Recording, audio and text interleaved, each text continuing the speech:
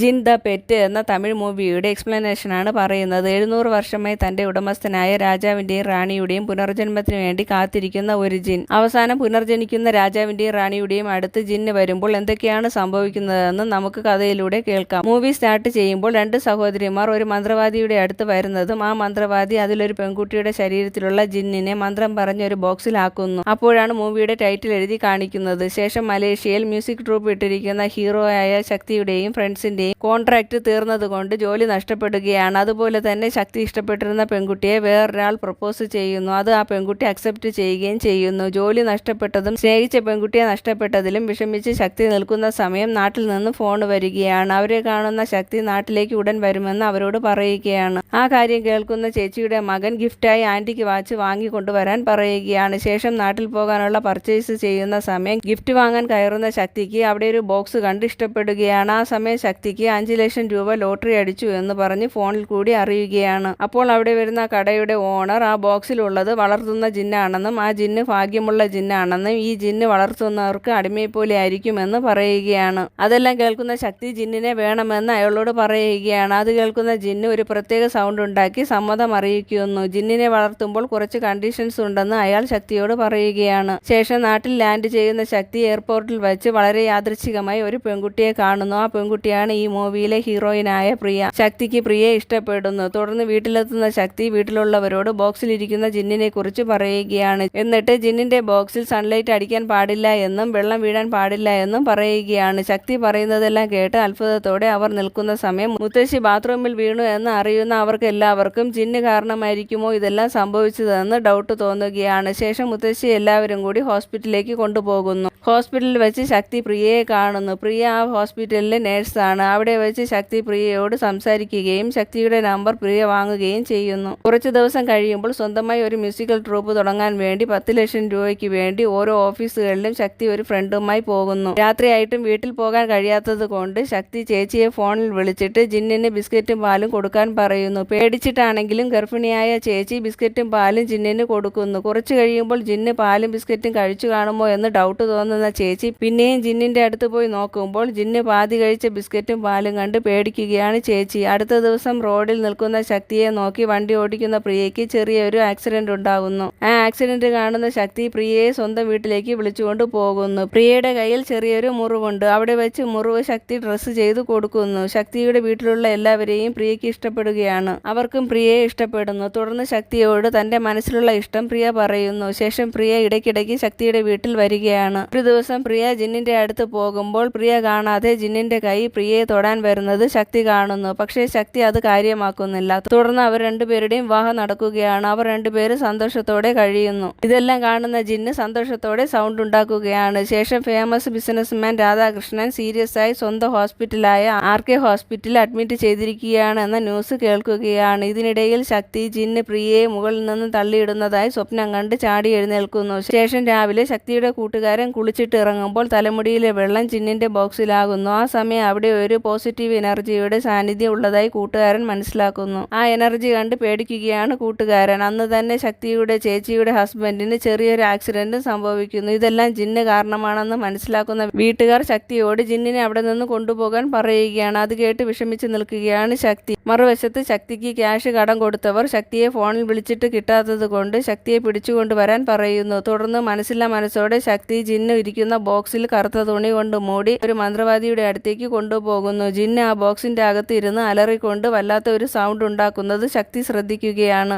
അത് കണ്ട് ശക്തി കരയുന്ന സമയം ആ ബോക്സിലെ സൗണ്ട് പിന്നീട് കേൾക്കുന്നില്ല. അത് കാണുന്ന മന്ത്രവാദി ജിന്ന് ആ ബോക്സിൽ ഇല്ല എന്ന് പറയുന്നത് കേൾക്കുന്ന ശക്തി ആ ബോക്സുമായി അവിടെ നിന്നും പോകുന്ന വഴി ക്യാഷ് കടം കൊടുത്തവർ ശക്തിയുടെ കാർ ബ്ലോക്ക് ചെയ്ത് ശക്തിയെ ഉപദ്രവിക്കുകയാണ്. ആ സമയം കാറിൽ നിന്ന് ഒരു പോസിറ്റീവ് എനർജി പുറത്തു വരുന്നു. ആ എനർജി അവരെ എല്ലാവരെയും ഉപദ്രവിക്കുന്നു. ഈ സമയം ഡെലിവറി പെയിൻ തുടങ്ങുന്ന ചേച്ചിയെ എല്ലാവരും കൂടി ഹോസ്പിറ്റലിലേക്ക് കൊണ്ടുപോകുന്നു. ഈ കാര്യം ശക്തിയും അറിയുകയാണ്. അപ്പോൾ തന്നെ ശക്തി വീട്ടിൽ പോയി ബോക്സ് കൊണ്ട് വച്ചതിന് ശേഷം ഡ്രസ്സ് മാറി ഹോസ്പിറ്റലിലേക്ക് പോകുന്നു. അവിടെ എത്തുമ്പോൾ ഡെലിവറി കഴിഞ്ഞ് കുഞ്ഞിനെ നേഴ്സ് കൊടുക്കുന്നു. കുഞ്ഞിനെ കണ്ട് എല്ലാവരും സന്തോഷത്തോടെ നിൽക്കുകയാണ്. അവിടെ സീൻ കട്ട് ചെയ്ത് കുഞ്ഞുമായി അവരെല്ലാവരും വീട്ടിലേക്ക് വരുന്നതാണ് കാണിക്കുന്നത്. വീട്ടിന്റെ അകത്ത് കയറുന്ന അവർ കാണുന്നത് രക്തത്തിൽ കുളിച്ച് ബോധമില്ലാതെ കിടക്കുന്ന പ്രിയയെയാണ്. അത് കണ്ട് എല്ലാവരും അലറി വിളിച്ച് കരയുകയാണ്. പ്രിയയുടെ രക്തം ജിന്നിന്റെ ബോക്സിലും കാണുന്ന അവരെല്ലാവരും ജിന്നായിരിക്കും പ്രിയയുടെ അവസ്ഥയ്ക്ക് കാരണമെന്ന് തെറ്റിദ്ധരിക്കുകയാണ്. വിഷമവും ദേഷ്യവും തോന്നുന്ന ശക്തി ആ ബോക്സ് എടുത്തുകൊണ്ട് ഗേറ്റിന് പുറത്ത് സൺലൈറ്റ് ഉള്ള സ്ഥലത്തേക്ക് എറിയുകയാണ്. അപ്പോൾ ജിന്ന് ബോക്സിന്റെ പുറത്ത് വരുന്നു. ദേഷ്യം കൊണ്ട് ജിന്ന് അലറി വിളിക്കുകയാണ്. തുടർന്ന് RK ഹോസ്പിറ്റലിൽ പ്രിയയെ കൊണ്ടുപോവുകയാണ്. ഡോക്ടർ ശക്തിയോട് പ്രിയയുടെ തലയ്ക്കാണ് ക്ഷതം സംഭവിച്ചിരിക്കുന്നത്, അതുകൊണ്ട് കോൺഷ്യസ് ആകാൻ സമയമെടുക്കുമെന്ന് പറയുകയാണ്. അത് കേട്ട് വിഷമത്തോടെ ഇരിക്കുകയാണ് ശക്തി. ശേഷം ശക്തി എല്ലാവരോടും വീട്ടിലേക്ക് പോകാൻ പറയുകയും പ്രിയയ്ക്ക് വേറെ പ്രോബ്ലം ഒന്നുമില്ല എന്നും പറയുകയാണ്. അപ്പോൾ തന്നെ അവരെല്ലാവരും അവിടെ നിന്നും പോകുന്നു. തുടർന്ന് ശക്തിയുടെ മുമ്പിൽ ജിന്ന് വരികയാണ്. ആദ്യമൊക്കെ സൗണ്ട് ഉണ്ടാക്കുകയും പിന്നീട് ശക്തിയുടെ മുമ്പിൽ വരികയും ചെയ്യുന്നു. ജിന്നിനെ കണ്ട് അന്തം വിട്ട് നിൽക്കുകയാണ് ശക്തി. ഈ സമയം പ്രിയയെ കൊല്ലാൻ വേണ്ടി ഡോക്ടറുടെ വേഷത്തിൽ വരുന്ന ആളിനെ ശക്തിയുടെ ശരീരത്തിൽ കയറുന്ന ജിന്ന് അടിക്കുകയാണ്. ഓടി രക്ഷപ്പെടാൻ ശ്രമിക്കുന്ന അയാൾ മുകളിൽ നിന്ന് താഴേക്ക് വീഴുകയാണ്. അത് കാണുന്ന ജിന്ന് അറിയാതെ സംഭവിച്ചതാണെന്നും എന്റെ രാജാവിന് 100 പേരെ അടിക്കാനുള്ള ശക്തി ഉണ്ടായിരുന്നു എന്നൊക്കെ പറയുകയാണ്. ജിന്ന് ശക്തിയെ രാജാവെന്നും പ്രിയയെ റാണി എന്നുമാണ് വിളിക്കുന്നത്. എന്നിട്ട് ശക്തി മനസ്സിലുള്ള ഡൗട്ട് ക്ലിയർ ചെയ്യാൻ വേണ്ടി ജിന്നിനോട് പ്രിയയുടെ ഈ അവസ്ഥയ്ക്ക് കാരണം ജിന്നല്ലേ എന്ന് ദേഷ്യത്തോടെ ചോദിക്കുമ്പോൾ ജിന്ന് വിഷമത്തോടെ അന്നത്തെ ദിവസം എനിക്ക് ആരും ആഹാരം തരാത്തത് കൊണ്ട് ഞാൻ ക്ഷീണം കൊണ്ട് ഉറങ്ങിപ്പോയി. കണ്ണ് തുറന്നപ്പോൾ റാണി രക്തത്തിൽ കുളിച്ച് കിടക്കുന്നതാണ് ഞാൻ കണ്ടതെന്ന് പറയുകയാണ്. അത് കേട്ടിട്ട് ആലോചിച്ച് നിൽക്കുന്ന ശക്തിയോട് ജിന്ന് ഒരു പഴയ കഥ പറയുകയാണ്. 700 വർഷം മുമ്പ് ജിന്നിനെ വളർത്തുന്ന ഒരു രാജാവ് പ്രണയിച്ച് വിവാഹം കഴിക്കുകയും സമ്പൽ സമൃദ്ധിയിൽ ഒന്നാമനുമായിരുന്നു. രാജാവിന്റെയും റാണിയുടെയും അടുത്ത് ഒരു ദുഷ്ടശക്തികളും വരാതിരിക്കാൻ കാവലായി ജിന്നുണ്ടായിരുന്നു.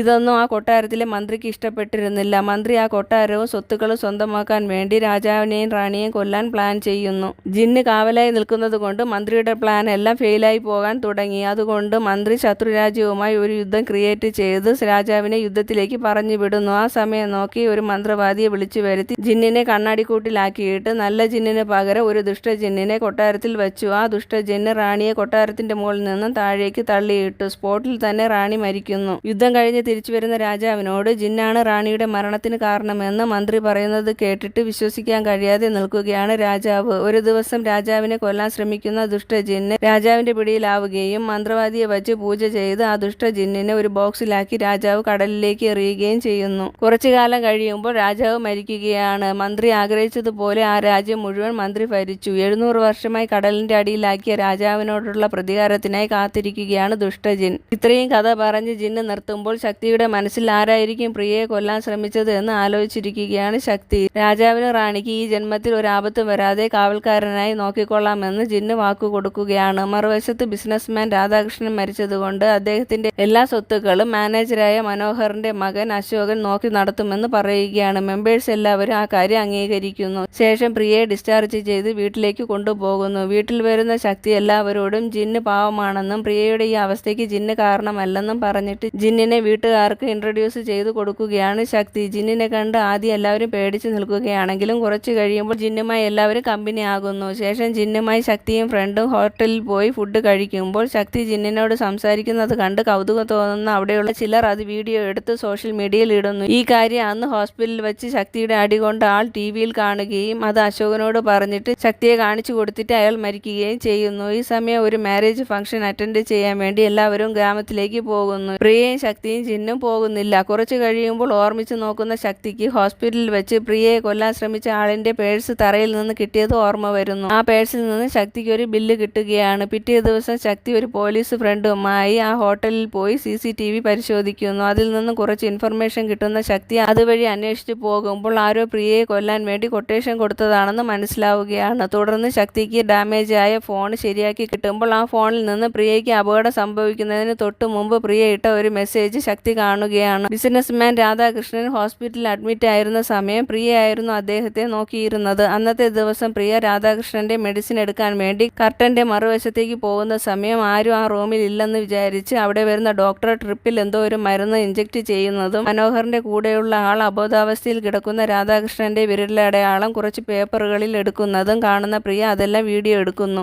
ഈ സമയം പ്രിയയുടെ ഫോണിൽ റിങ് കേൾക്കുന്ന അവർ പ്രിയയെ കാണുമ്പോൾ പ്രിയ BP ചെക്ക് ചെയ്യാൻ വന്നതാണെന്ന് പറയുന്നതിൽ ഡൗട്ട് തോന്നുന്ന മനോഹർ പ്രിയയോട് മൊബൈൽ ഫോൺ തരാൻ പറയുന്നത് കേൾക്കുന്ന പ്രിയ അവിടെ നിന്ന് ഓടുന്നു. പുറകെ മനോഹറിന്റെ ആളുകളും പോകുന്നു. തുടർന്ന് മനോഹർ മകനെ വിളിച്ചിട്ട് രാധാകൃഷ്ണന്റെ മകൾ ജീവനോടെ ഉണ്ടെന്ന് പറയുകയാണ്. ഈ സമയം പേടിച്ച് ഓടുന്ന പ്രിയ ശക്തിയെ വിളിക്കാൻ ശ്രമിക്കുന്നുണ്ടെങ്കിലും കാള് കിട്ടുന്നില്ല. മറുവശത്ത് മനോഹർ മകനായ അശോകനോട് 25 വർഷം മുമ്പ് നടന്ന കഥ പറയുകയാണ്. വലിയ ബിസിനസ്സുകാരനായ രാധാകൃഷ്ണന്റെ മാനേജരായ മനോഹറിന്റെ മകനെ അവകാശികളൊന്നും ഇല്ലാത്ത രാധാകൃഷ്ണൻ അവകാശിയാക്കുമെന്ന് മനോഹർ സ്വപ്നം കണ്ടിരുന്നു. പക്ഷേ ഒരു ദിവസം മനോഹർ മനോഹറിന് ഒരു പെൺകുട്ടിയോട് പ്രണയം തോന്നി വിവാഹം കഴിച്ചു. അവർക്ക് ഒരു പെൺകുട്ടി ജനിച്ചു. അതാണ് പ്രിയ. പ്രിയയുടെ അമ്മയെ കൊന്ന് പ്രിയയെയും കൊല്ലാൻ മനോഹർ ഒരാളെ ഏൽപ്പിച്ചിരുന്നു. പക്ഷേ അയാൾ പ്രിയയെ അനാഥാലയത്തിന്റെ വാതിലിൽ കൊണ്ടുവച്ചു. ഇപ്പോൾ അവൾ തിരിച്ചു വന്നിരിക്കുകയാണ്. അവൾ ഇനി ജീവനോടെ ഇരിക്കാൻ പാടില്ല എന്ന് പറയുകയാണ് മനോഹർ. ശേഷം വീട്ടിൽ വരുന്ന പ്രിയയെ അശോകൻ വീഡിയോ എടുത്ത ഫോൺ എവിടെയെന്ന് ചോദിച്ച് ക്രൂരമായി ഉപദ്രവിക്കുകയാണ്. അവസാനം ദേഷ്യം വന്ന് പ്രിയയെ അടിക്കുന്നു.